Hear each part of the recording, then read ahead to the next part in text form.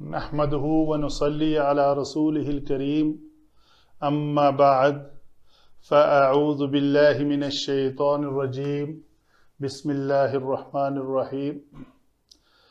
ثلاثی مزید فیہ کے ابواب میں سے باب افتعال فعل مضارع مجہول۔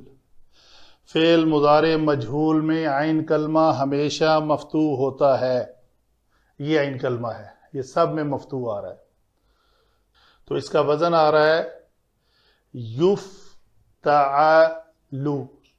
یفتعلانی، یفتعلون۔ آگے ہے تفتعلو، تفتعلانی، تفتعلن، تفتعلو، تفتعلانی، تفتعلون، تفتعلین، تفتعلانی، تفتعلن، افتعلو، نفتعلو۔ وہی جو پہلے میں بتا چکا کہ یہ لام کے اوپر پیش کو ہم نے اعراب والے خانے میں لکھا ہوا ہے۔ فعل مضارع مجہول مورب ہوتا ہے تو مورب کا مطلب ہے اس میں اعراب ہونے چاہیے۔ اس میں 12 صیغے مورب ہیں، 2 صیغے مبنی ہیں جس میں اعراب نہیں ہے۔ معرب اعراب دیا گیا ہوا، یہ اسم المفعول ہے کلمہ اپنے اعتبار سے۔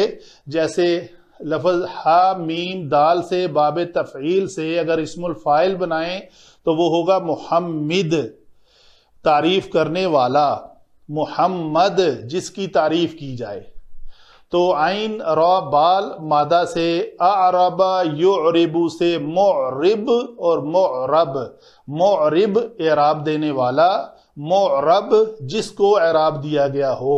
تو فعل مضارع مجہول معرب ہے کہ اس کو اعراب دیے گئے ہوئے ہیں، اس کے اندر اعراب موجود ہیں۔ تو غیر معرب کون ہے؟ وہ مبنی ہوتا ہے، اس کو ہم فعل ماضی ہمیشہ مبنی آتا ہے۔ تو یہ تھے اس کے اوزان جو میں نے آپ کو ایکسپلین کر دیے۔ تو اگر کسی لفظ کو بھی آپ لے لیں، اجتناب کو لے لیں اگر، تو اجتنب یجتنبو سے فعل مضارع مجہول آئے گا یجتنبو، یجتنبانی، یجتنبون۔ تو اسی طرح کوئی بھی لفظ آپ لے کے اس کو ایکسپلین کر سکتے ہیں۔ وما علینا الا البلاغ المبین۔